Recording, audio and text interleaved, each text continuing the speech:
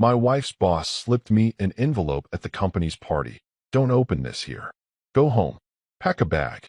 I looked confused. He whispered, you have 24 hours. When I opened it, my name's Aaron Blake, and I'm about to tell you the story of how a company party turned my life into a bargain bin thriller novel that nobody asked for. I'm 33 years old, married to a woman way out of my league, and I spend most of my days fixing broken toilets and pretending I know the difference between a Phillips head and a flathead screwdriver. I'm a handyman by trade, which is just a fancy way of saying I'm the guy you call when your sink explodes and you can't afford a real plumber. But that night, I wasn't fixing anything. I was doing something far more dangerous, attending my wife's company party. Tara worked for Stratton Financial, one of those bougie investment firms where everyone wore suits so tight you could practically see their stock portfolios through the fabric. These people traded in millions before breakfast and acted like a bad quarter was equivalent to a national tragedy. I'm talking about the kind of place where they served $8 coffee in the break room and everyone pretended to enjoy it. Tara loved it there, though. She was good at what she did, crunching numbers, managing portfolios, making rich people richer. Me? I was just the guy who showed up to these events for the free champagne and those fancy little shrimp skewers that make you feel like royalty for exactly 4 seconds. The gala was held at some overpriced hotel ballroom downtown, the kind with chandeliers that probably cost more than my entire childhood. Everything was dripping in gold and glass, and that specific brand of corporate elegance that screams, we have money and we want you to know it. I walked in wearing the one suit I owned, the same one I wore to our wedding, our anniversary dinner, and that time I had to appear in small claims court over a fence dispute with my neighbor. It still fit, barely, and it smelled faintly of mothballs and regret. The moment we stepped inside, Tara transformed. She went from my goofy, pizza-loving wife to corporate Tara, the version of her that laughed at jokes that weren't funny and complimented people's ties like they'd just won a Pulitzer. I got it. This was her world, and I was just the plus one who kept eyeing the appetizer table like a hawk circling roadkill. I grabbed a glass of champagne from one of those waiters who glide around like they're auditioning for a ballet. You know the type. Emotionless, efficient, silently judging how many bacon-wrapped dates you stuff in your face. I locked eyes with one of them as I grabbed my third shrimp skewer, and I swear he looked at me like I'd just kicked a puppy. Sorry, buddy, but this is what I came here for. The company didn't pay me to be here, so I'm getting my money's worth in crustaceans. The party itself was exactly what you'd expect. Boring speeches from guys in expensive suits talking about quarterly earnings and fiscal responsibility like they were reciting Shakespeare. Everyone clapped at the appropriate times, laughed at jokes that weren't jokes, and sipped their drinks with the kind of fake enthusiasm that makes you wonder if they're all robots. There was a raffle at some point, and I'm pretty sure nobody actually cared about winning a weekend getaway to some resort in the Bahamas because everyone in that room could probably just buy the Bahamas if they felt like it.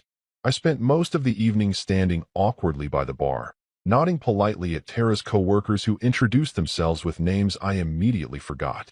There was a Chad, or maybe a Brad, who worked in acquisitions and wouldn't shut up about his new Tesla.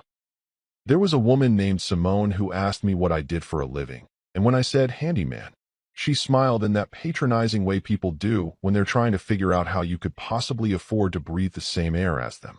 I told her I specialized in unclogging the toilets of the rich and emotionally unavailable, and she laughed like I'd just told her a riddle. I wasn't joking. Everything was painfully, brutally normal, right up until it wasn't. I was reaching for what I'd mentally labeled as my victory shrimp, the one that would push me over the edge from satisfied to uncomfortably full, when I felt a hand on my shoulder. I turned around, expecting Tara or maybe another waiter coming to judge my life choices, but instead I found myself face to face with Rowan Hargrove, Tara's boss. Now, Rowan was the kind of guy who looked like he'd been assembled in a factory that specialized in making villains for corporate thrillers. Tall, silver-haired, with a jawline that could cut glass and a stare that made you feel like you owed him money even if you'd never met him before. He was always stone-faced, the kind of man who probably said good morning like it was a threat and have a nice day, like he was planning your funeral. Tara had told me stories about him, how he never smiled, never joked, never did anything that suggested he was a human being with actual emotions. He was respected, feared, and possibly manufactured in a lab somewhere in Switzerland. But that night, Rowan Hargrove looked scared. Not just worried or concerned. I mean genuinely, bone-deep terrified. His eyes kept darting around the room like he was expecting someone to jump out from behind the ice sculpture. His hand was shaking slightly as he reached into his jacket pocket and pulled out a sealed envelope. It was thick, cream-colored, and had my name written on it in handwriting that looked way too elegant for anything good. He leaned in close, so close I could smell his cologne, something expensive that probably cost more than my monthly mortgage, and whispered, "Don't open this here. Go home. Pack a bag. You have 24 hours." I blinked at him like he'd just told me to build a spaceship out of shrimp skewers. My brain was doing that thing where it tries to process information but keeps getting error messages. I said, because apparently that's what my vocabulary had been reduced to. Is this about the shrimp? Because I only took 3, okay, maybe 5, but he didn't smile. He didn't explain. He just pressed the envelope into my hand, gave me one last look that said, "I'm sorry," without actually saying it, and then turned and walked away. Just like that. Gone. Disappeared into the crowd of suits and fake laughter like he'd never been there at all. I stood there, holding the envelope, my victory shrimp forgotten on the nearest table. My heart was doing this weird stuttering thing, and my hands felt cold despite the warmth of the room. I looked around, half expecting someone to jump out and yell, "Gotcha," or for Ashton Kutcher to pop up and tell me I was being punked. But no, just the party, just the music, just me, standing there like an idiot, holding an envelope that felt like it weighed 1,000 pounds. That's when I realized something that made my stomach drop faster than a broken elevator. Either I was being recruited by the CIA for some reason that made absolutely no sense, or I was about to become the star of one of those bad crime documentaries where they interview your neighbors, and everyone says, "He seems so normal." Spoiler alert, it was neither. It was so much worse. I left that party faster than a dad abandoning a conversation about cryptocurrency, which meant I bailed before dessert. And let me tell you, leaving before dessert is the only actual crime I committed that night. The dessert table had been calling my name from across the ballroom all evening. I'd seen the chocolate mousse cups, the miniature cheesecakes, those little pastry things that look like edible clouds. But no, instead of indulging in sugar-induced happiness like a normal person, I was speed walking through the hotel lobby, clutching a mysterious envelope like I'd just stolen classified documents from a Bond villain. Tara stayed behind, obviously. She was too busy networking with her colleagues. You know, those people who laugh like hyenas over bonus checks and discuss market trends like they're talking about the weather. I tried to catch her eye on my way out, attempted some kind of "we need to leave right now" telepathic message, but she was deep in conversation with Simone and some guy whose name was probably Hunter or Bryce or something equally trust fund adjacent. So I did what any rational husband would do when handed a cryptic warning by his wife's terrifying boss. I lied. I pointed at my stomach, mouthed "food poisoning," and made my escape while she gave me that sympathetic wife nod that said, "Go home, you delicate baby. I'll be back later." The Uber ride home was torture. Not because of traffic or because my driver was blasting music that sounded like robots having a fist fight, but because the envelope was burning a hole in my jacket pocket. I kept touching it, making sure it was real, wondering if I'd somehow hallucinated the entire interaction with Rowan. Maybe I'd had too much champagne. Maybe that third shrimp skewer had been bad, and I was currently experiencing some kind of shellfish-induced psychosis. That seemed more plausible than my wife's boss randomly giving me spy movie instructions at a corporate gala. When I finally got home to our apartment, a modest 2-bedroom in a building that had character, which is realtor speak for old and kind of falling apart, I headed straight for the kitchen. I placed the envelope on the counter like it was a live bomb, then backed away slowly, as if distance would somehow make it less terrifying. Our kitchen was small, the kind where you could cook, do dishes, and answer the door without taking more than 3 steps. The fluorescent light above the sink flickered like it always did, casting weird shadows across the cream-colored paper. I stared at that envelope for what felt like 17 years, but was probably more like 5 minutes. It just sat there, mocking me with its perfect handwriting and expensive paper stock. My name, Aaron Blake, was written in this elegant cursive that looked like it had been penned by someone who'd majored in intimidating calligraphy at Harvard. "Okay," I said out loud to my empty apartment. Because talking to yourself is totally normal when you're having a mental breakdown. It's probably nothing. Maybe it's a bonus check. Maybe Rowan's secretly Santa Claus, and this is my Christmas gift 9 months early. Maybe. I was stalling. I knew I was stalling. The rational part of my brain, the part that had gotten me through high school algebra and parallel parking, was screaming at me to just open the damn thing. But the other part, the part that had watched way too many crime documentaries at 2 in the morning, was convinced that opening this envelope would somehow trigger a series of events that would end with me in witness protection, eating gas station sandwiches in Nebraska for the rest of my life. Finally, after giving myself a pep talk that would have made a motivational speaker cringe, I grabbed the envelope and tore it open. My hands were shaking so bad I nearly dropped the whole thing. 3 items fell out onto the counter, each one more concerning than the last. First, a plane ticket. Not just any plane ticket. A one-way ticket to Durango, Colorado, departing tomorrow morning at 6:15 a.m. One way. As in, no return flight. As in, pack your bags and don't plan on coming back. The ticket was under my name, purchased 2 days ago according to the confirmation number, which was impossible because I definitely hadn't bought it. I'd never even been to Colorado. The closest I'd come to mountain living was that time I hiked a moderately steep hill at a state park and had to sit down for 20 minutes afterward. Second, a burner phone. I'm talking about one of those cheap flip phones that drug dealers use in movies, the kind you buy at a gas station with cash and throw away after one conversation. It was silver, scratched, and when I flipped it open, there was exactly one number saved in the contacts. Just one. The contact name? Call only this. Not exactly subtle. Not exactly comforting either. Third, and this is where things went from weird and concerning to absolutely pants-sweatingly terrifying. A photograph. It was a candid shot, slightly grainy like it had been taken from a distance with a zoom lens. The subject of the photo? My wife, Tara. She was leaving our apartment building, wearing the outfit she'd worn that morning. Dark jeans, her favorite gray cardigan, the purse I'd bought her for her birthday. She was mid-stride, probably heading to catch the train to work, completely unaware that someone was photographing her. I hadn't taken that photo. I'd been asleep when she left for work that morning, drooling on my pillow and dreaming about something that probably involved food, which meant someone else had taken it. Someone had been watching our apartment. Someone had been watching my wife. My blood turned to ice water. That's not a metaphor. I literally felt cold, like someone had dumped a bucket of frozen dread directly into my veins. Underneath the photo was a note, typed on plain white paper, the kind that could have come from literally any printer in the world. The message was short, direct, and about as comforting as a cancer diagnosis. They know what she saw. Do exactly as instructed.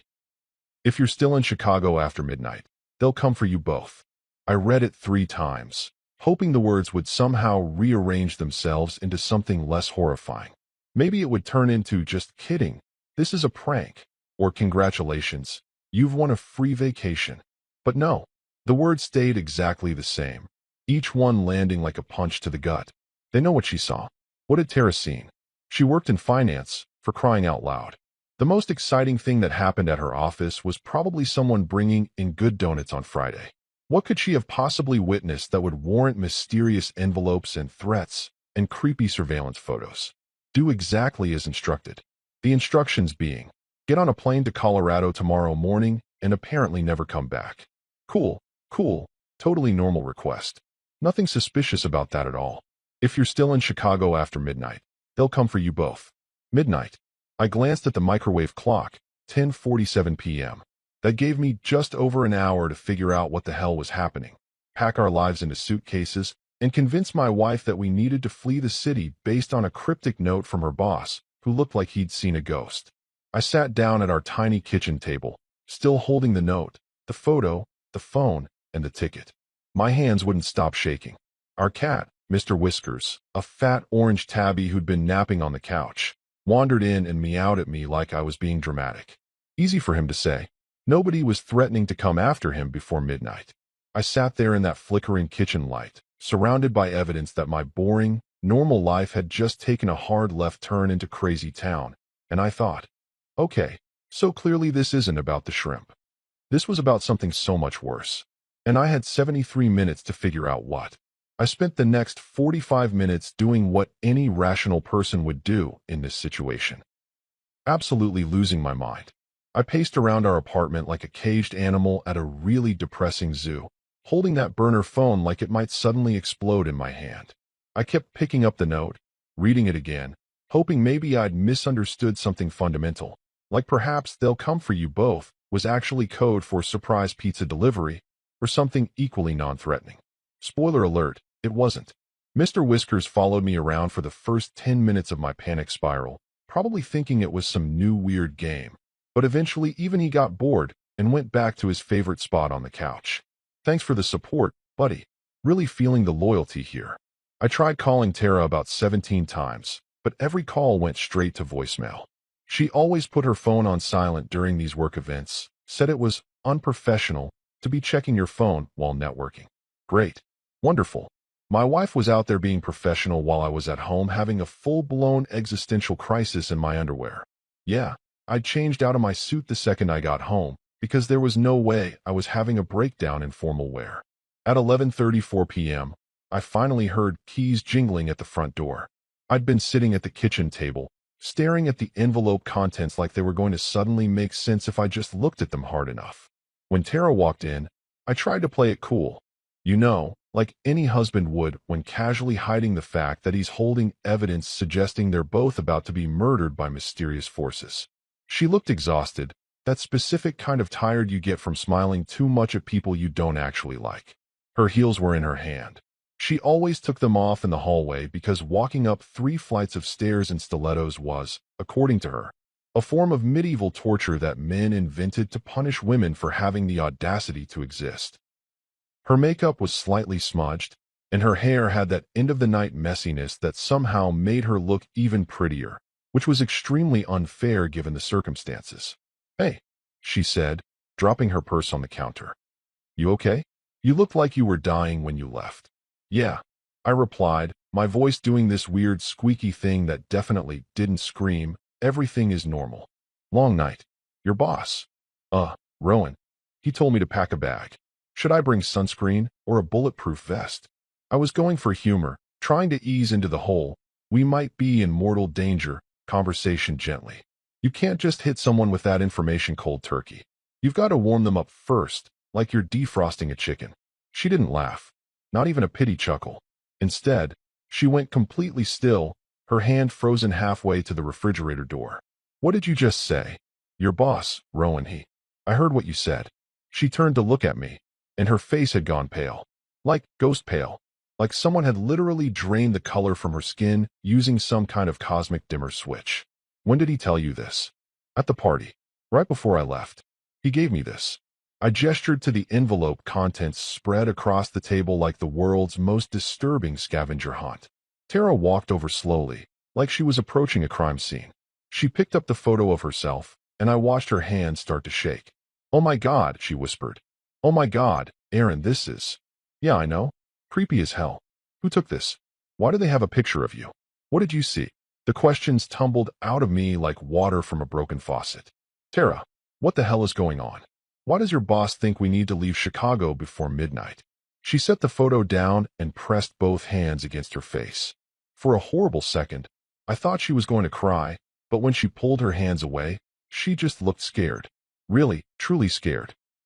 I'd seen Tara scared before. That time we thought the apartment was being broken into, but it was just a raccoon in the garbage chute, or when she thought she'd missed a decimal point on a multi-million-dollar transaction. But this was different. This was primal. "I can't," she started then. Stopped. "I don't know if I should tell you." "Are you kidding me right now?" My voice came out louder than I intended, echoing in our tiny kitchen. "Someone is watching us. We have mysterious plane tickets to Colorado. There's a note here that literally says they'll come for you." I think we're way past the point of keeping secrets, Tara. We argued. God, did we argue? It was one of those fights where you're not really mad at each other, but you're both terrified, and that terror is coming out as anger, because anger feels safer than fear. She kept saying she didn't want to drag me into it, whatever it was. I kept saying she'd already dragged me into it by being my wife and apparently witnessing something that had pissed off the wrong people. 3 weeks ago, she finally said, sitting down at the table and looking at her hands. I was working late, finishing up some reports. Everyone else had gone home. I needed to print something from Rowan's office. He'd given me his access code for the printer because ours was broken. When I went in there, his computer was still on. He'd forgotten to lock it. Okay, I said slowly. And there was an email open on his screen. I didn't mean to read it, but it was right there, and the subject line said, Urgent, Transfer Confirmation. I thought it was work stuff, something he'd want me to know about. She was talking faster now, the words rushing out like she'd been holding them in for weeks. But it wasn't work stuff, Aaron. It was bank account numbers. Offshore accounts. Names I recognized. Politicians, CEOs, people who are on the news. And amounts. Huge amounts. Millions and millions of dollars moving through our firm to accounts in the Cayman Islands, Switzerland, places like that. My stomach dropped somewhere around my ankles. Money laundering. I don't know. Maybe. Probably. She looked up at me with tears in her eyes. I took a photo of the screen with my phone. I don't know why. I panicked. I thought maybe I should have proof, in case something happened. Then I heard footsteps in the hallway, and I ran out. The next day, Rowan called me into his office. He looked terrified, Aaron. He told me to delete the photo, to forget what I'd seen, to act like nothing happened. He said people were watching the firm, watching him, and that I'd made myself a target by being in the wrong place at the wrong time. Before I could respond, before I could process what she'd just told me, I noticed something that made my blood freeze. Movement outside our window.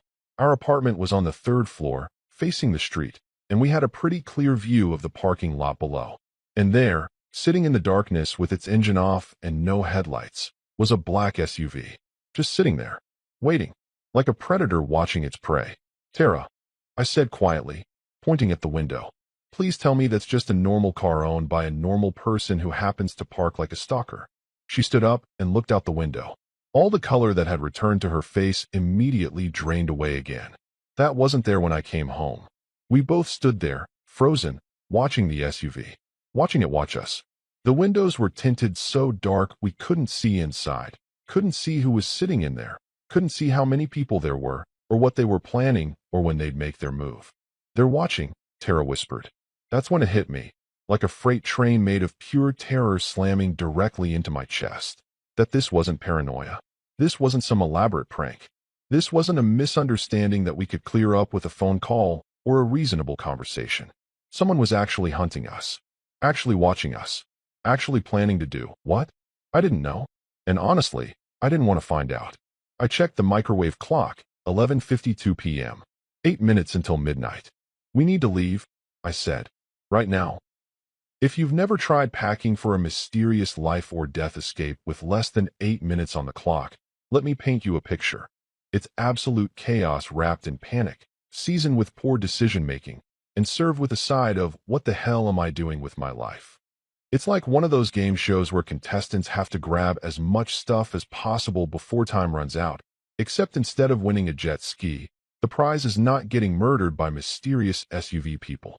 Tara ran to the bedroom while I stood there for approximately 3 seconds having what I can only describe as a full system crash. My brain just stopped working. I stared at the black SUV outside, then at the clock, 11:53 p.m. now, then back at the SUV, like I was watching the world's most stressful tennis match. Finally, my survival instincts kicked in, probably the same instincts that kept my ancestors from being eaten by saber-toothed tigers, and I bolted after Tara. Our bedroom looked like a tornado had run through it, which was just its normal state of existence. But now Tara was adding to the chaos by throwing open drawers and grabbing random clothing items like she was competing in an Olympic sport I'd never heard of. She had one of those big duffel bags, the kind people take to the gym when they're way more organized than normal humans, and she was stuffing it with jeans, shirts, underwear, socks, and what looked like every single toiletry we owned.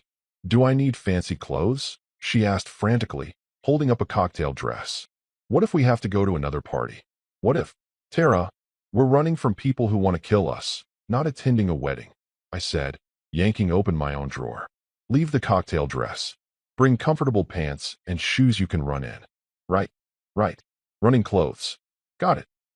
She threw the dress on the floor and grabbed her sneakers instead, the good ones she'd bought for the gym membership she'd used exactly twice before deciding exercise was society's way of punishing people for enjoying carbs. I, meanwhile, was having my own crisis about what to pack. Clothes, obviously. I grabbed jeans, t-shirts, hoodies, basically my entire wardrobe, which wasn't saying much since I owned approximately 7 shirts and rotated through them like I was running a very boring fashion show. But then my brain started spiraling into all the other things we might need. Toothbrush? Definitely. Phone chargers? Absolutely essential, because what's the point of staying alive if your phone dies and you can't doom scroll through social media? Snacks? Listen, I don't know where we were going or what we'd find when we got there, but I wasn't about to face the apocalypse on an empty stomach. I ran to the kitchen and started grabbing everything that looked portable and edible.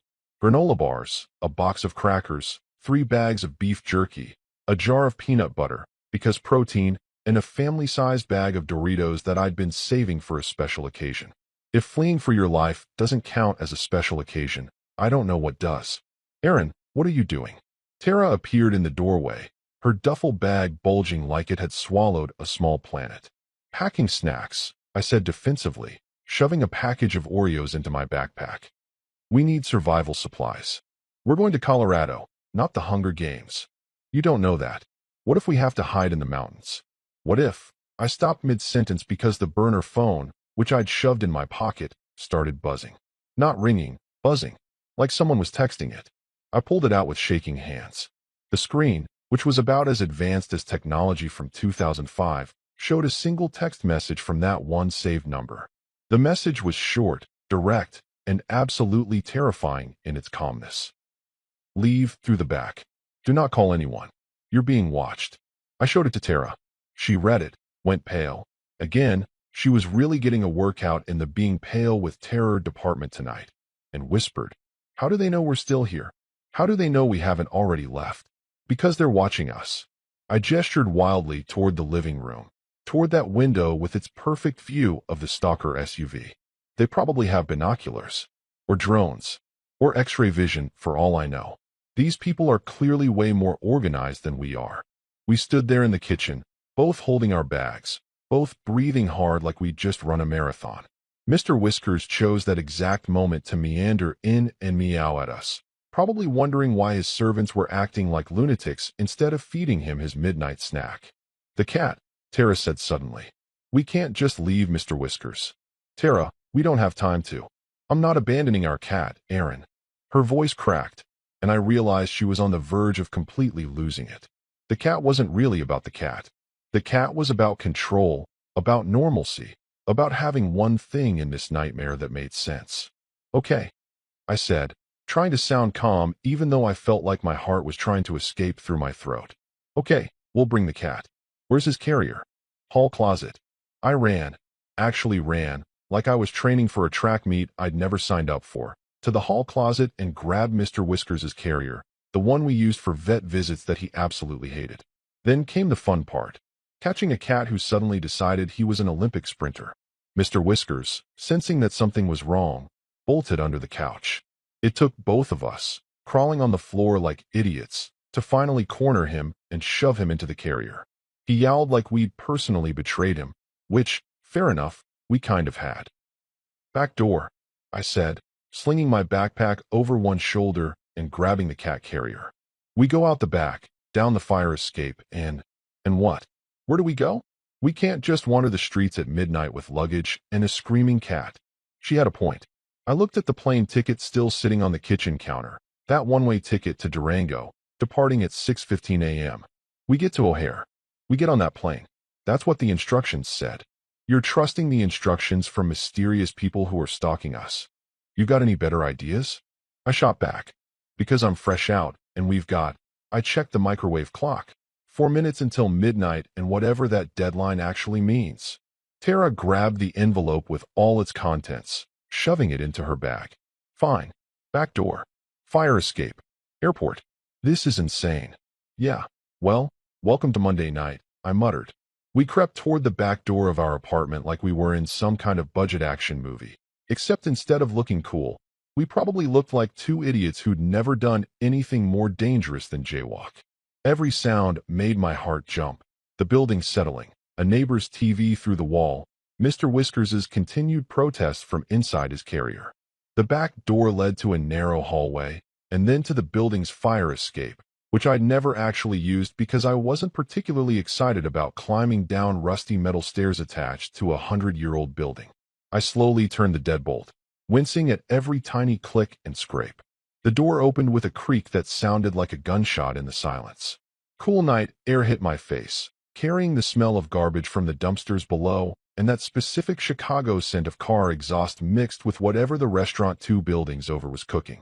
The fire escape was exactly as sketchy as I remembered from the one time I'd stuck my head out to see if it was a viable emergency exit. Spoiler: it absolutely wasn't. But here we were anyway, about to trust our lives to rust and questionable structural integrity. "You first," Tara whispered. "Why do I have to go first?" "Because if it collapses, I want to know before I step on it." That's so romantic. Really feeling the love here. But I went first anyway, because that's what husbands do apparently. Test dangerous fire escapes while carrying a backpack full of Doritos and a cat who wanted us dead. The metal groaned under my weight, which was super comforting. Each step down felt like it might be my last, and not because of the mysterious people hunting us, but because I was going to plummet 3 stories into a pile of garbage bags. Tara followed, somehow managing to climb down in the dark while carrying a duffel bag that weighed approximately as much as a small car. When we finally reached the alley below, both of us alive, somehow, we pressed ourselves against the wall and tried to control our breathing. "Now what?" Tara whispered. I looked at my watch, 11:59 p.m. "Now we run." Turns out, running through Chicago at midnight while carrying luggage, a cat, and your dignity is harder than it looks in movies. We made it approximately 2 blocks before I was wheezing like a 70-year-old chain smoker, and Tara's duffel bag had whacked me in the shins so many times I was pretty sure I'd have bruises shaped like her poor packing choices. We caught a cab, driven by a guy named Eddie who asked absolutely 0 questions about why 2 people and an angry cat needed to get to O'Hare at midnight, which made him either the most professional driver in Chicago or someone who'd seen way weirder stuff on the night shift. I'm guessing the latter. The whole ride there, I kept checking behind us, expecting to see that black SUV following us, but the streets stayed blissfully normal. Just regular late-night traffic, drunk people stumbling out of bars, the usual urban chaos that suddenly felt incredibly comforting. The airport was a special kind of purgatory. Security at midnight is staffed by TSA agents who look like they've lost all faith in humanity, and honestly, I couldn't blame them after they had to inspect my backpack full of junk food. The guy running the X-ray machine actually stopped the belt, squinted at his screen, and said, "Sir, is that an entire jar of peanut butter?" "Emergency protein," I replied, because apparently that's what sleep deprivation does to your brain. Turns you into someone who thinks that's a normal thing to say. He waved me through, probably deciding I wasn't worth the paperwork. The flight itself was a blur. One of those regional jets that feels like it's held together with duct tape and prayers, packed with business travelers who'd clearly made terrible life choices that led them to a 6:15 a.m. flight to Colorado. Tara and I didn't talk much.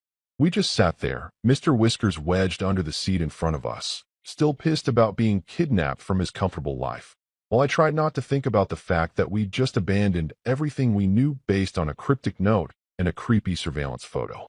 Somewhere over the Midwest, as the sun started painting the clouds orange and pink like the world's most beautiful, "Everything is terrible" painting, Tara grabbed my hand. Her palm was sweaty. So was mine. We looked at each other, and I could see she was thinking the same thing I was. What the hell have we gotten ourselves into? Durango was beautiful, if you could ignore the part where we might die there. The airport was tiny, the kind of place where you walk directly from the plane onto the tarmac like you're in a 1950s movie about aviation. Mountains surrounded us on all sides, huge and imposing and covered in that perfect Colorado mix of green forest and gray rock.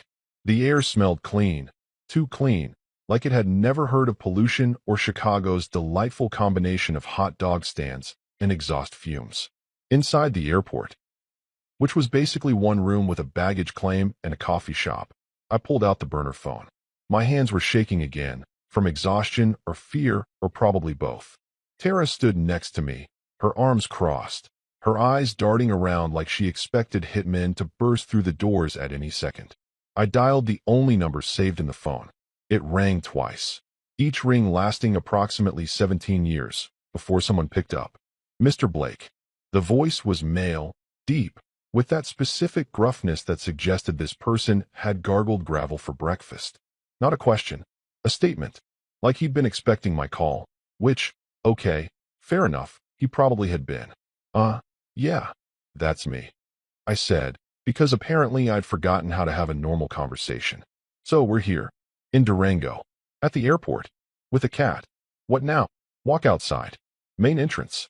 A black pickup truck will stop. Get in. Don't talk to anyone. Don't use your regular phone. Don't do anything that isn't getting in that truck.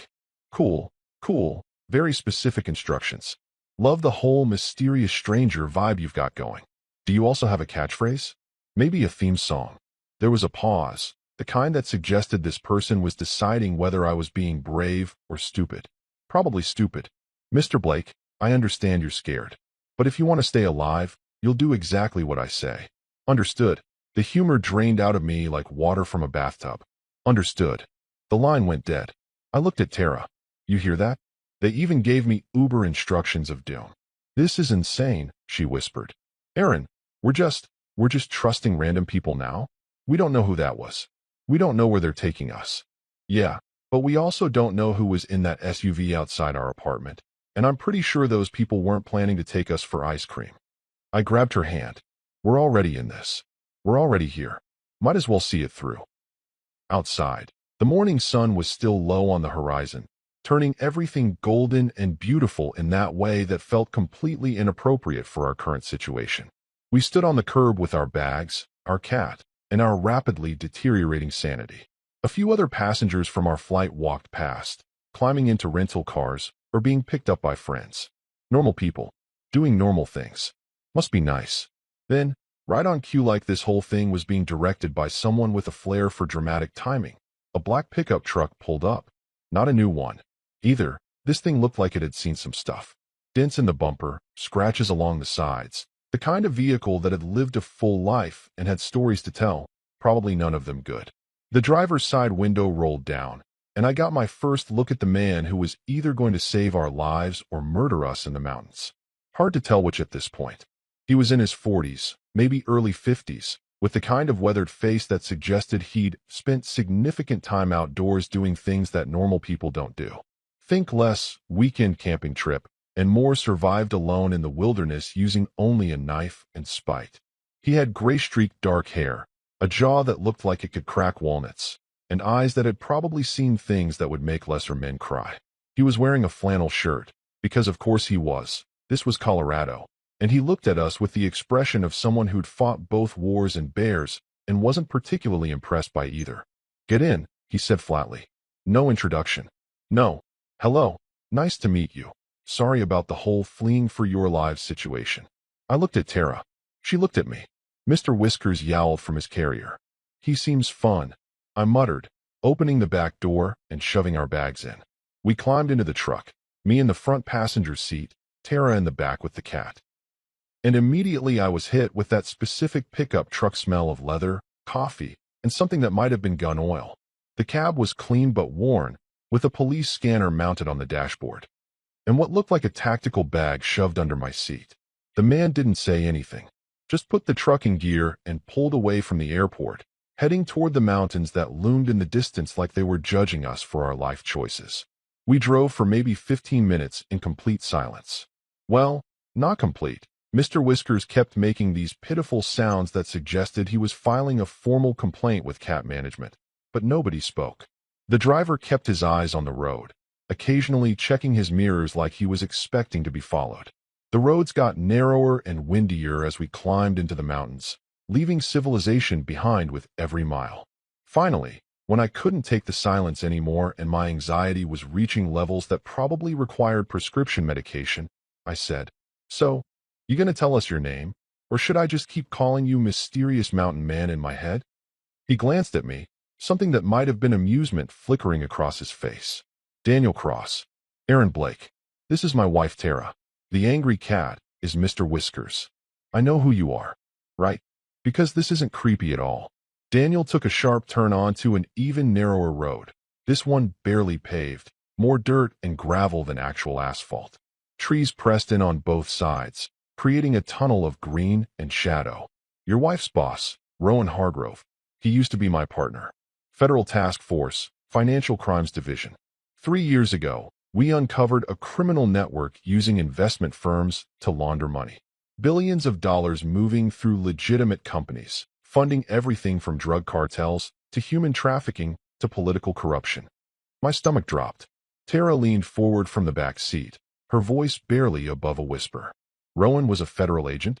Was. Past tense. Daniel's jaw tightened. When we got close to exposing the whole operation, people started dying. Witnesses disappeared. Evidence vanished. Someone inside the task force was feeding information to the network, telling them exactly what we knew and who was talking.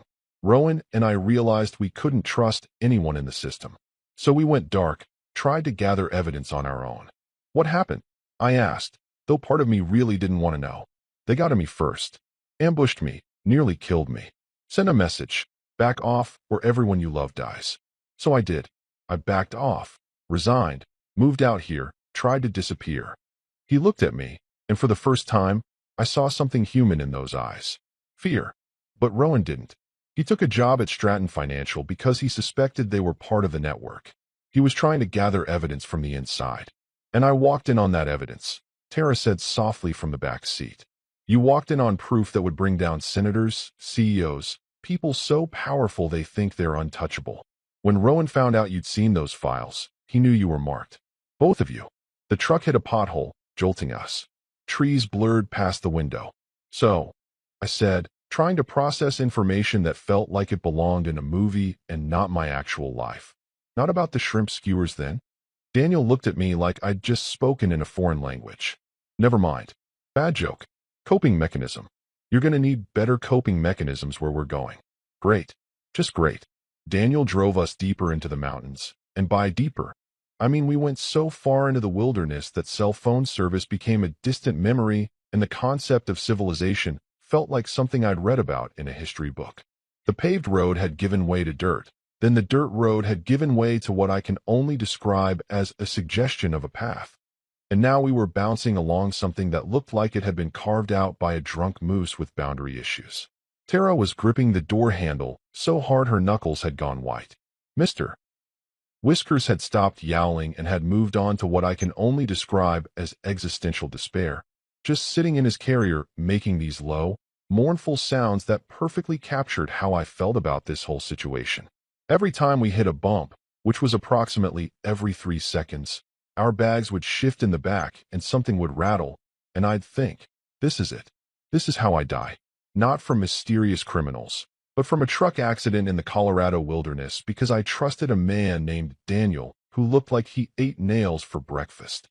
So, I said, because apparently I can't shut up even when silence would be the smarter option. How much further to this mysterious location? Are we going to Canada? Because I didn't bring my passport, and I feel like that's going to be a problem at the border. Another mile, Daniel said, his eyes never leaving the excuse for a road in front of us. A mile? In this terrain, that's like another hour of my life I'll never get back. 45 minutes. Oh well, that's so much better. Really appreciate the optimism. Tara kicked the back of my seat. Aaron, maybe let the man who's apparently saving our lives concentrate on driving. She had a point. I shut up and focused on not throwing up as the truck navigated what I'm pretty sure was just a vertical cliff with delusions of being a road. Finally, after what felt like 17 years, but was probably actually 47 minutes, Daniel had underestimated, which felt very on-brand for this whole experience. We rounded a bend, and a cabin came into view. And okay, I'll admit, it was kind of beautiful in that serial killer's vacation home sort of way. The cabin sat in a clearing surrounded by pine trees, so tall they looked like they were trying to high-five God.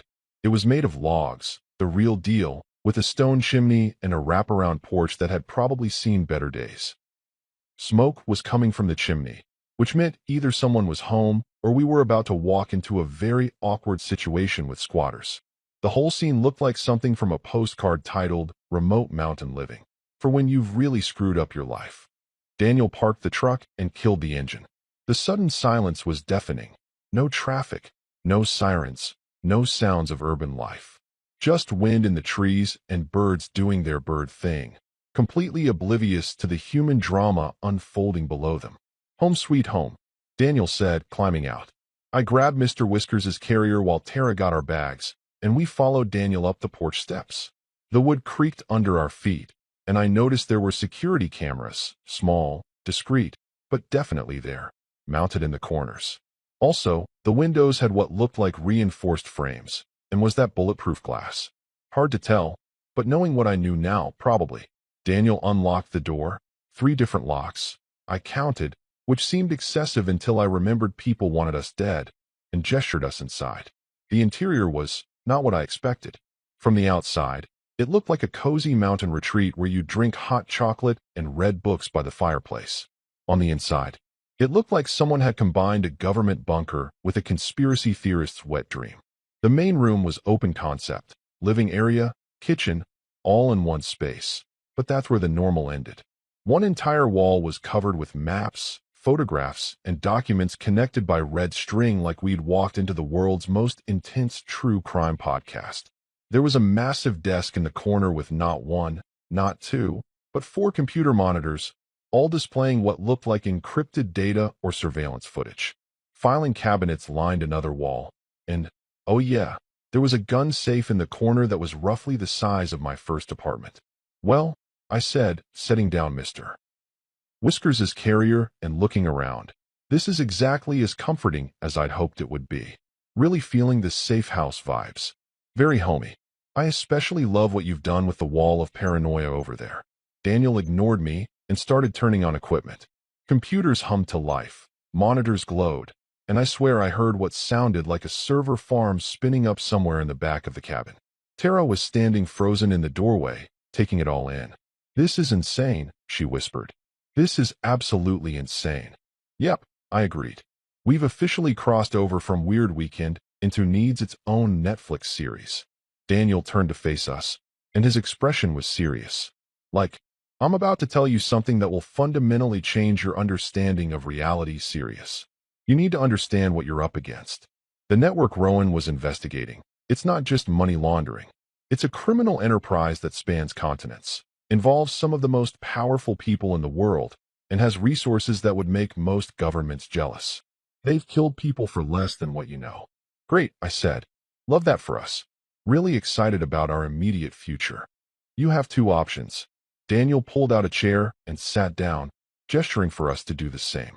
We did, mostly because my legs felt like they might give out. Option 1. I help you disappear. New identities, new lives, witness protection. You'd have to leave everything behind. Friends, family, careers, all of it. You'd spend the rest of your lives looking over your shoulders, never knowing if they'd found you. But you'd be alive. The room felt suddenly smaller, the air thicker. Tara's hand found mine under the table, her fingers cold and trembling. And option 2? She asked quietly. Option 2 is you help us expose them. Rowan gathered evidence for 3 years, but he can't use it. He's burned, compromised. But you? Daniel looked at Tara. You're a legitimate employee who witnessed something you shouldn't have. With your testimony and the evidence we've gathered, we can build a case that would bring down the entire network. Politicians, bankers, CEOs, all of them. And if we do that, I asked, though I already knew the answer, then you paint an even bigger target on your backs. They'll come after you with everything they have. We'd have to move fast, get everything to the right people before they can stop us. It's dangerous, possibly suicidal, but it would end this. Not just for you, but for everyone they've hurt. Tara was crying now, silent tears running down her face. I just wanted to work in finance. I just wanted a normal life. How did we get here? Wrong place, wrong time, Daniel said, not unkindly. Story of a lot of people's lives. I looked at my wife. This woman I'd married 5 years ago in a ceremony where the biggest drama was whether we should have chicken or fish for the main course. She looked terrified, exhausted, completely out of her depth. Just like me. What do you think? I asked her. I think I'm scared. Yeah, me too. I squeezed her hand. But here's the thing. If we run forever. We become different people. We lose everything that makes us, us. And those bastards who did this, they just keep doing it to other people. So you want to fight? She looked at me with red-rimmed eyes. I want to not spend the rest of my life eating gas station sandwiches in Nebraska under the name Gerald Peterson or whatever witness protection decides to call me. I tried to smile, tried to inject some of my usual sarcasm into the moment. Besides, option 1 is boring anonymity. Option 2 is possibly getting shot, but at least it's interesting. Let's go with door number 2, Bob. She didn't laugh. Daniel didn't either. Seriously, tough crowd. But after a long moment, Tara nodded. Okay, we help. We expose them. We end this. Daniel stood up, and for the first time since we'd met him, he almost smiled. Then we've got work to do. First things first, you both need to rest. There's a bedroom upstairs, bathroom down the hall. We'll start planning tomorrow. As Tara and I headed upstairs with our bags and our traumatized cat, I couldn't help thinking that we'd just made either the bravest or stupidest decision of our lives. Probably stupid, but hey, at least it wouldn't be boring. I slept like absolute garbage, which was saying something because I can usually sleep through anything. Fire alarms, earthquakes. That one time our upstairs neighbor decided to practice tap dancing at 3 in the morning. But apparently, my brain drew the line at sleeping peacefully while hiding from a global criminal conspiracy in a mountain cabin that looks like it was decorated by the Unabomber's interior designer. Every time I closed my eyes, I saw that black SUV sitting outside our apartment. Every creak of the cabin made me jump. And Mr. Whiskers, bless his furry little heart, decided that this traumatic experience was the perfect time to express his feelings by sitting on my chest at 4 in the morning and screaming directly into my face. Cats are wonderful creatures. Really, just delightful. Tara didn't sleep much either. I could tell from the way she was lying perfectly still, breathing in that deliberate pattern people use when they're trying to convince themselves they're asleep, but are actually cataloging every terrible decision that led them to this moment. Around 6 a.m., we both gave up the pretense and stumbled downstairs to find Daniel already awake, because of course he was, sitting at his wall of computers drinking coffee that smelled like it could strip paint. "Morning," he said, not looking up from whatever screen he was monitoring. "Coffee's in the pot. You're gonna need it." I poured 2 cups, handed one to Tara, and took a sip of mine. It tasted like Satan's bathwater filtered through burned toast, but it was caffeinated, so I wasn't complaining. Tara took one sip, made a face like she'd just licked a battery, and set her cup down. "So," I said, leaning against the kitchen counter, "what's on the agenda today? Target practice? Wilderness survival training? Maybe a nice therapeutic session where we all talk about our feelings?" Daniel finally looked up. "Better. I'm going to show you why Rowan risked everything to get you out of Chicago." He stood up and walked over to one of the filing cabinets, unlocking it with a key he wore on a chain around his neck, because apparently we were living in a spy movie now and everyone needed dramatic accessories. From the drawer, he pulled out a small metal case, the kind you'd use to protect important documents or, I don't know, evidence that could bring down the government. Inside the case was a flash drive. Just a regular flash drive, the kind you could buy at any electronics store for like $10. It was almost funny how something so small and ordinary could contain information important enough to get people killed.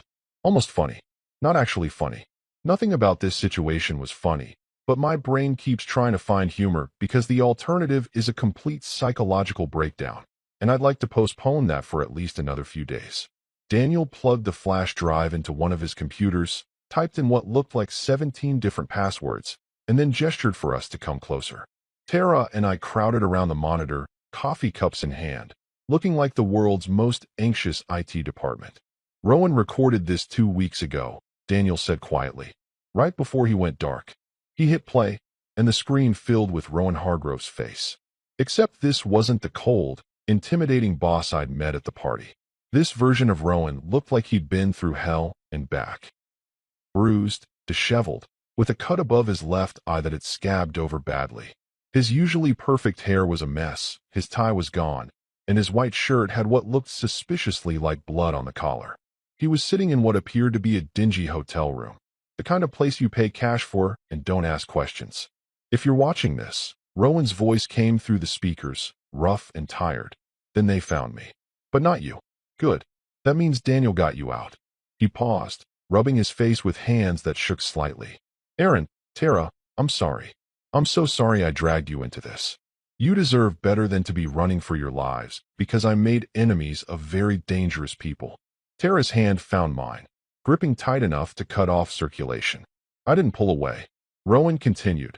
3 years ago, Daniel and I uncovered a money laundering operation running through multiple investment firms. At first, we thought it was just organized crime, drug cartels using legitimate businesses to clean their money. But the deeper we dug, the bigger it got. It wasn't just cartels. It was politicians, CEOs, international corporations.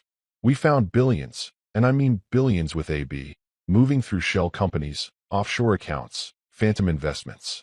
He pulled out a stack of papers, holding them up to the camera. Even through the video, I could see columns of numbers, account numbers, names I vaguely recognized from the news. The network is run by Senator Victor Harland. I actually choked on my coffee. Like, full-on coughing fit, spraying expensive-looking computer equipment with Satan's bathwater while Tara pounded on my back. Senator Victor Harland. The guy who was on TV every other week preaching about American values and draining the swamp and fighting corruption. The same guy who'd built his entire political career on being Mr. Clean, the politician who supposedly couldn't be bought. That Victor Harland. You've got to be kidding me. I wheezed, still trying to breathe properly. Keep watching, Daniel said grimly. On screen, Rowan was still talking. Harland uses his position to facilitate illegal financial transactions while maintaining perfect deniability. He's got people in the FBI, the Justice Department, even the IRS protecting him. Anyone who gets close to exposing him ends up dead, discredited, or disappeared. Daniel and I tried to go through official channels, but every time we filed a report, it vanished. Every witness we found either recanted or vanished. We realized the corruption went so deep that the system couldn't fix itself. Rowan leaned closer to the camera, his eyes intense. That's why I took the job at Stratton Financial. I knew they were part of the network. I spent 3 years gathering evidence, documenting transactions, building an airtight case. And then Tara walked into my office at exactly the wrong time and saw exactly the wrong email. Tara made a small sound next to me, something between a sob and a laugh. I ruined everything. No, Daniel said firmly. You're the only reason this might actually work. Rowan's testimony is compromised. He gathered evidence illegally, went off the books. But you're a legitimate witness who stumbled onto information through no fault of your own. With your testimony and Rowan's evidence, we can build a case that will actually hold up in court. On the video, Rowan was wrapping up. If you're watching this, it means I didn't make it. But you did. And that means there's still a chance to stop them. He looked directly into the camera, and I swear it felt like he was looking right at me. Aaron, take care of Tara. And Tara, you're stronger than you think. You always have been. Daniel will help you finish what we started. Trust him. Trust each other. And whatever you do, don't. The video cut off abruptly, mid-sentence, like someone had pulled the plug. The screen went black. What happened? Tara asked. Why did it stop? That's all he recorded, Daniel said. Or all he had time to record before. He didn't finish that sentence. He didn't have to. I stood there, staring at the blank screen, trying to process what I'd just watched. Senator Victor Harland. The guy whose campaign posters were probably still up in half the suburbs in America. The guy who shook hands with foreign dignitaries and gave speeches about integrity. That guy was running a global criminal empire. So what you're telling me, I said slowly, is that we're up against a United States senator with unlimited resources, connections in every government agency, and a track record of making people disappear. That's what we're up against. Yes, Daniel said simply. And you think we can beat him? I think we have to try. I was about to respond, probably with something sarcastic about our chances of survival, which I'd mentally calculated at somewhere around Snowball in hell, when the entire cabin shook. Not like an earthquake, more like something had hit the side of the building hard enough to rattle the windows. Then came the gunfire. The sound was unmistakable, sharp cracks that punched through the morning quiet like the world's most aggressive alarm clock. Glass shattered somewhere, wood splintered, and my brain, which had been running on anxiety and bad coffee, suddenly kicked into pure survival mode. Down, Daniel shouted, diving behind the desk and pulling out. Oh God, he was pulling out an actual assault rifle from somewhere. Where had that been? Had he been sitting on it? They found us. Tara screamed. I grabbed her and pulled us both behind a couch, which offered exactly zero protection against bullets, but made me feel slightly less exposed. More gunfire erupted outside, multiple shooters, from the sound of it, coming from different directions. How did they find us? Tara was yelling, her voice high with panic. Doesn't matter. Daniel returned fire through a window, and the noise in the enclosed space was deafening. Trapdoor? Kitchen floor. Go. I looked at Tara, then at the kitchen, then back at Tara. We have to move. I can't. Yes, you can. I grabbed her hand, and we crawled. Actually crawled on our stomachs like we were in some kind of horrible military training exercise, across the floor, while bullets punched holes in the walls above us. I could hear them whizzing past, could smell gunpowder and fear in my own sweat. We made it to the kitchen, somehow, miraculously, and I found the trapdoor Daniel had mentioned. It was hidden under a rug, because of course it was. I yanked it open to reveal a ladder leading down into darkness. Go. I shoved Tara toward it. Go, go, go.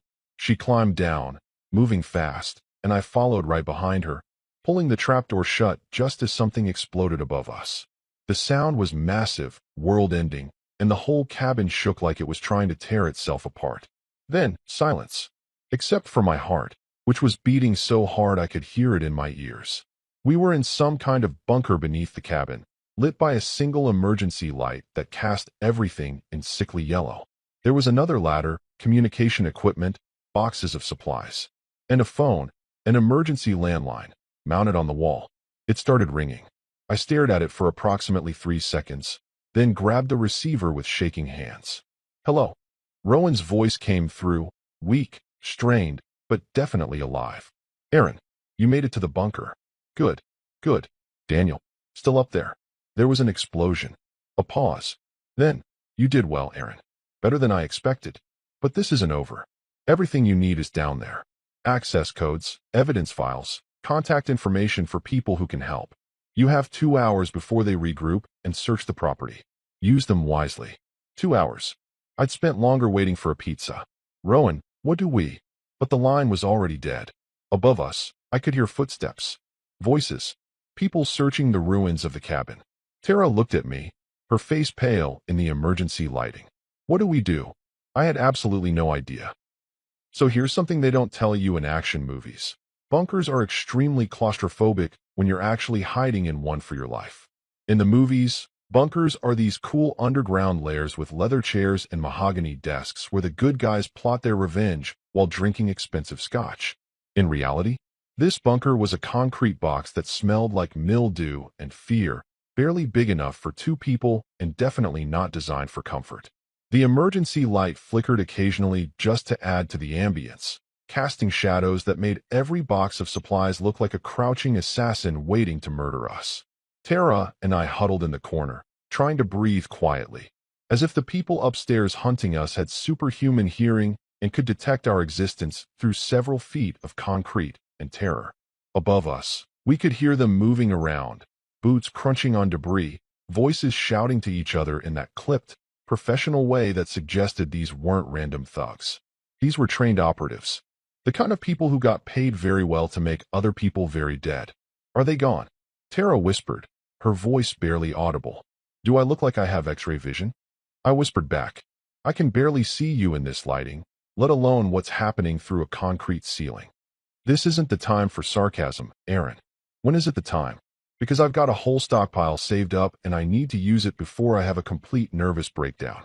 She grabbed my hand, squeezed it hard enough that I thought she might break a finger. I'm scared. Yeah, I admitted, abandoning the sarcasm for a moment of brutal honesty. Me too. Like, really scared. On a scale of 1 to 10, I'm at about a 47. We sat there in the semi-darkness, listening to the sounds of destruction above us. Someone was definitely searching the cabin. We could hear furniture being overturned, things being smashed, the methodical progression of people who knew what they were doing and weren't in any particular hurry. These weren't panicked amateurs. These were professionals conducting a professional search, which somehow made it so much worse. My mind was racing through worst-case scenarios like a depressing slideshow. What if they found the trapdoor? What if Daniel was dead? What if this bunker was just delaying the inevitable and we were trapped down here like rats in a very small, very concrete barrel? What if Mr. Whiskers was okay? Wait, where was Mr. Whiskers? Had we left him upstairs? Oh God, had our cat just become a casualty of international conspiracy? That thought somehow hit harder than the fear of my own death. We'd survived this long just to let our cat die in a shootout. That was going on my tombstone. Here lies Aaron Blake. Failed to protect his cat. 0 stars. Do you hear that? Tara's voice pulled me out of my spiral of cat-related guilt. I listened. The sounds from above had changed. Less searching, more retreating. Boots moving toward what I assumed was the door. Engines starting outside. The distinctive sound of vehicles pulling away. Are they leaving? I asked, hardly daring to believe it. Maybe they think we're dead. Maybe they think we escaped. Maybe. The sound of the trapdoor opening cut her off. Both of us froze, staring up at the square of light that had suddenly appeared above us. This was it. They'd found us. We were about to die in a bunker in Colorado, and I hadn't even finished the Doritos I'd packed. But the face that appeared in the opening wasn't a masked assassin. It was Daniel. Well, sort of Daniel. This version of Daniel looked like he'd gone 10 rounds with a wood chipper and lost. His face was covered in soot and what was definitely blood. Lots of blood. His left arm hung at an odd angle, and when he climbed down the ladder, he moved like every muscle in his body was screaming at him to stop. Daniel. Tara jumped up. Oh my God, you're alive. Barely, he grunted, reaching the bottom of the ladder and immediately leaning against the wall like it was the only thing keeping him upright. They're gone. Pulled back. Probably think they got us in the explosion. You're hurt, I said, stating the incredibly obvious because apparently that's what I do in crisis situations. Yeah, I noticed. Despite everything, there was a hint of dry humor in his voice. Caught some shrapnel when they hit the propane tank. Could be worse. How could it possibly be worse? Tara asked. We could be dead. He pushed off from the wall, wincing. Which we will be if we don't move fast. They'll regroup, realize they didn't find bodies, come back with more people. We've got maybe 2 hours. Rowan told you. Yeah, I said. 2 hours. He said everything we need is down here. Daniel nodded, then moved to the far end of the bunker where I'd noticed boxes earlier. He opened one, revealing what looked like every spy's dream survival kit. Passports, cash in multiple currencies, burner phones, USB drives, and, was that a grenade?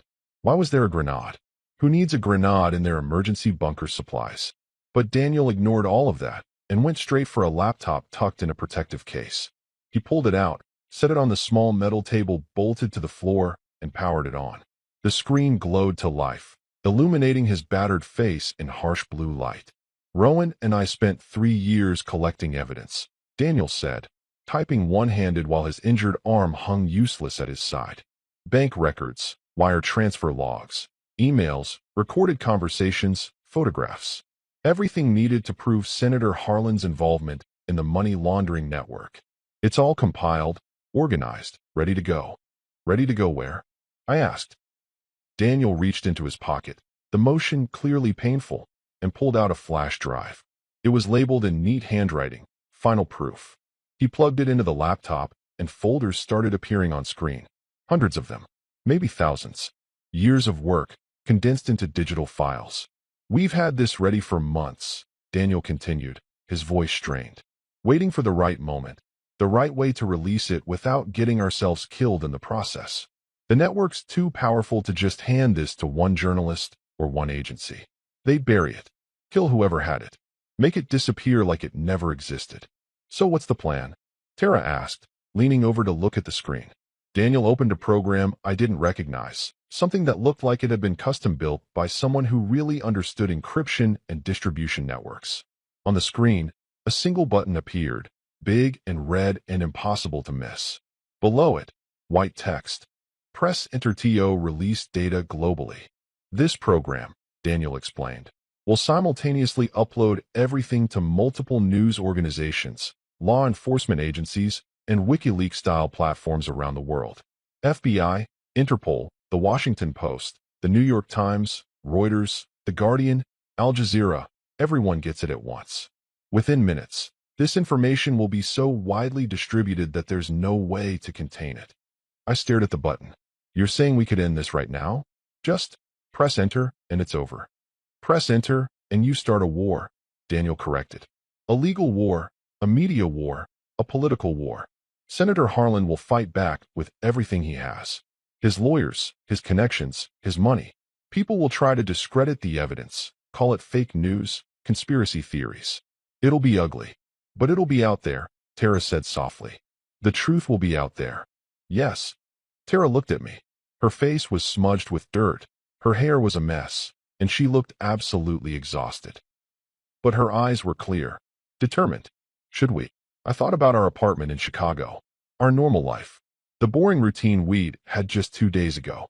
I thought about Rowan, beaten and bloody, recording that video knowing he might not survive. I thought about Daniel, risking everything to finish what they'd started. And I thought about all the other people who'd been hurt by Harlan's network, the victims we'd never meet, the lives destroyed by corruption and greed. I grinned, an actual grin, because sometimes you have to laugh at the absurdity of life or you'll cry. Honey, if this doesn't crash the internet, nothing will. I reached over and hit enter. The laptop screen erupted in activity. Progress bars filled. Status messages appeared and disappeared. FBI connected. Interpol connected. Reuters connected. New York Times connected.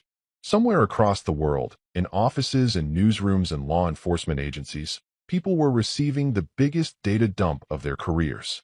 Corrupt politicians were about to start sweating through their designer suits. Lawyers were about to have very bad mornings.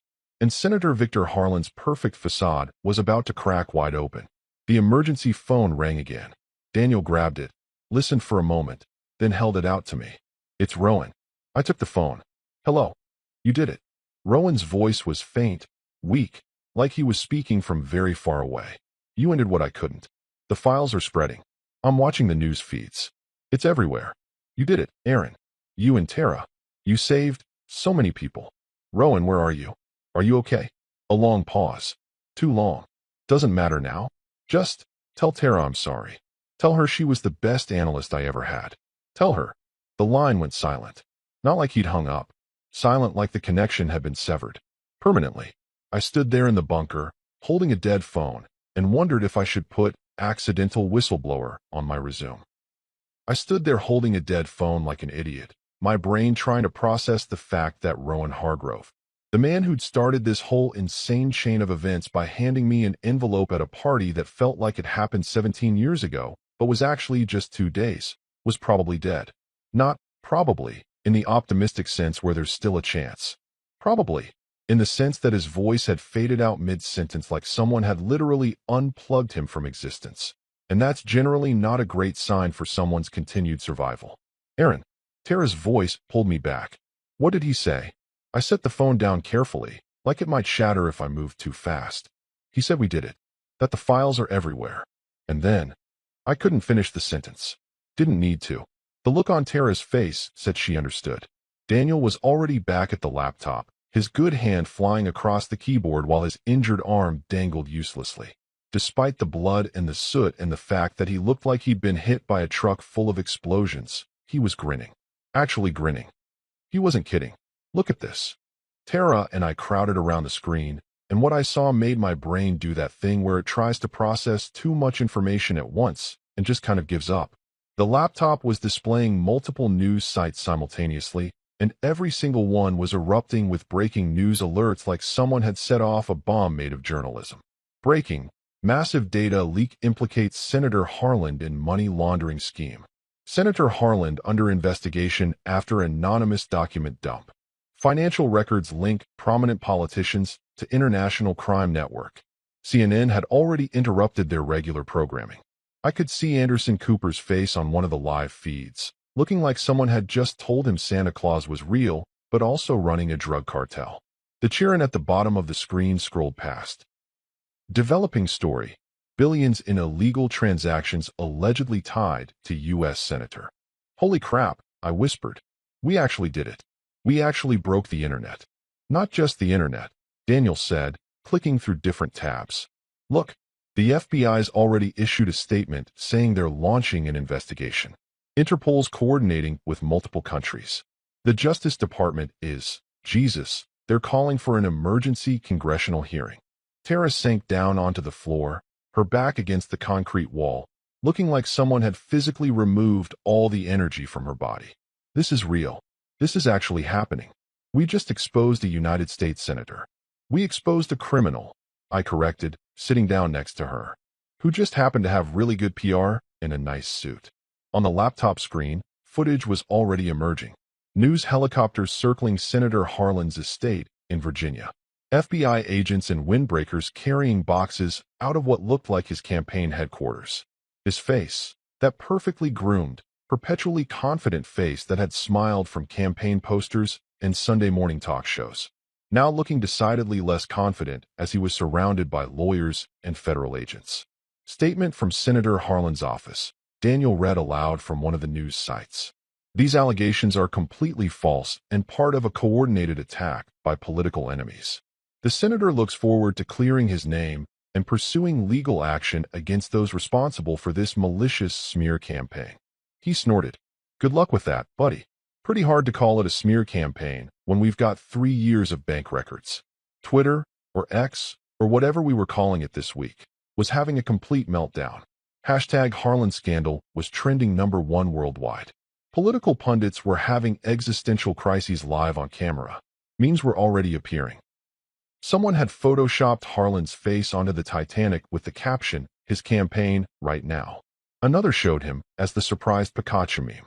The internet was doing what the internet does best, taking tragedy and human suffering and turning it into content. There, Tara said suddenly, pointing at the screen.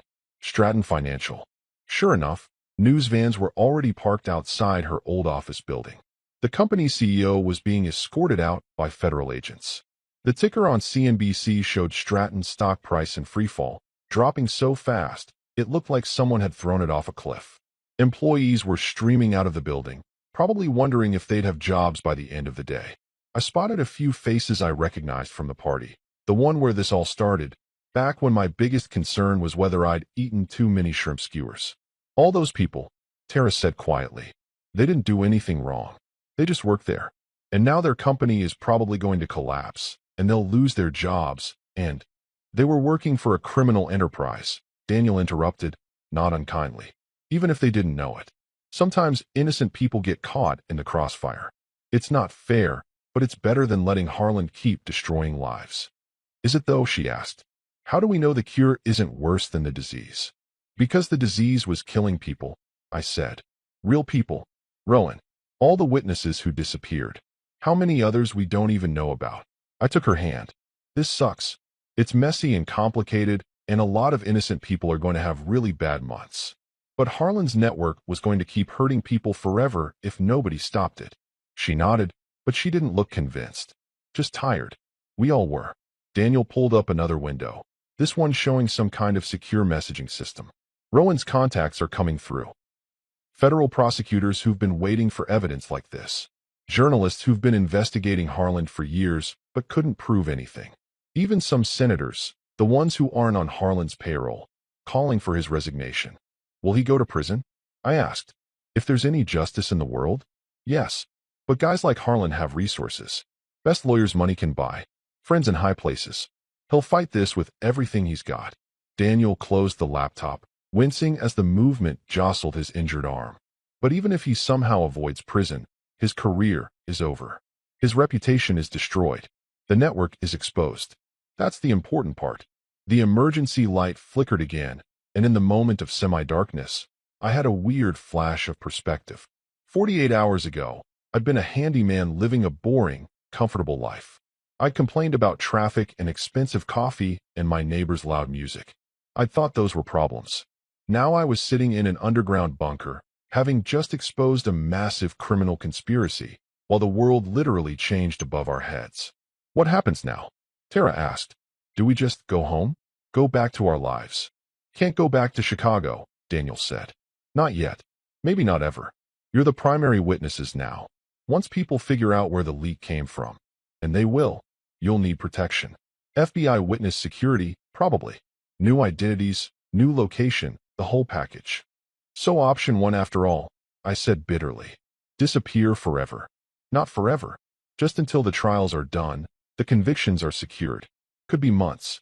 Could be years. Daniel stood up slowly, every movement clearly painful. But you'll be alive. And you'll have done something that matters. Most people can't say that. Above us, I could hear new sounds. Not boots or guns, but helicopter rotors. News choppers, probably, circling the area. Within hours, this location would be swarming with reporters, federal agents, curiosity seekers. We needed to move. We should go, Daniel said, confirming my thoughts. I've got a truck stashed about 2 miles from here. Different vehicle, clean plates.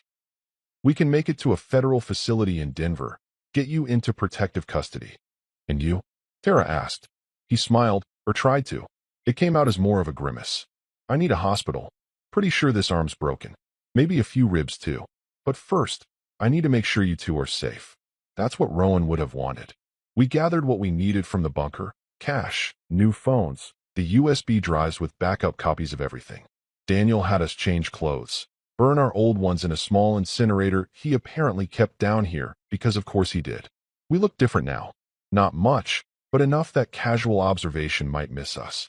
As we climbed back up the ladder into what remained of the cabin, walls blown out, furniture destroyed, the whole place looking like it had been visited by a very angry tornado, I took one last look around. This was where we'd made the decision that changed everything, where we'd pressed enter and set the world on fire.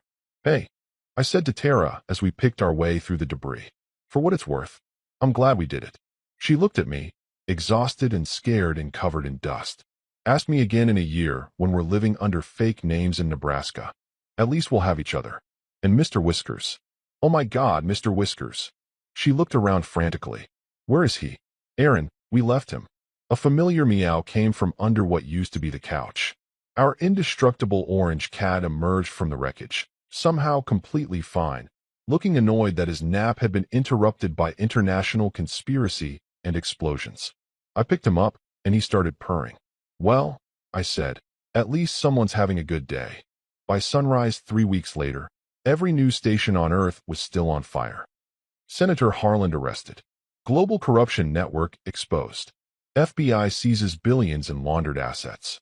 My personal favorite headline came from some British tabloid. American senator's empire crumbles faster than his hairpiece. They weren't wrong. Harlan's perfect hair had definitely looked less perfect in his mugshot, which became the second most shared image on the internet right after that photo of a cat wearing sunglasses. Daniel helped us relocate to a safe place, a quiet cabin in Montana this time, because apparently cabins were just our life now. The government offered us witness protection with all the bells and whistles. New identities, relocation assistance, the works. But here's the thing about fake identities. They come with fake social security numbers, fake histories, and the very real possibility of accidentally responding to the wrong name at a coffee shop and blowing your entire cover because you forgot you're supposed to be Jennifer Martinez, now instead of Tara Blake. Can we at least keep our frequent flyer miles? I'd asked the very serious FBI agent handling our case. She did not laugh. Nobody in the FBI laughs at my jokes, which I think says more about them than it does about my comedy skills. In the end, we negotiated. We'd testify at the trials, and there were going to be many, many trials, but we wouldn't completely disappear. We'd stay in Montana under our real names, with security monitoring and regular check-ins, but we'd still be us. It wasn't perfect, but it was better than spending the rest of our lives pretending to be Gerald and Susan Peterson from Omaha. The trials were exactly as brutal as everyone predicted. Harlan's lawyers fought like rabid wolverines in expensive suits, trying to discredit every piece of evidence, every witness, every document. They claimed the data was fabricated, that we were paid plants, that the whole thing was a political hit job funded by Harlan's enemies. The media circus was insane. Camera crews following us to the grocery store, reporters shouting questions while we pumped gas, conspiracy theorists on the internet deciding we were either heroes or CIA operatives or lizard people, depending on which rabbit hole they'd fallen down that week. But the evidence was too solid. 3 years of meticulous documentation doesn't lie, no matter how many lawyers you throw at it. Bank records don't care about spin. Wire transfers don't have political affiliations. One by one, the dominoes fell. Harlan was convicted on 14 counts of money laundering, racketeering, and conspiracy. He got 25 years.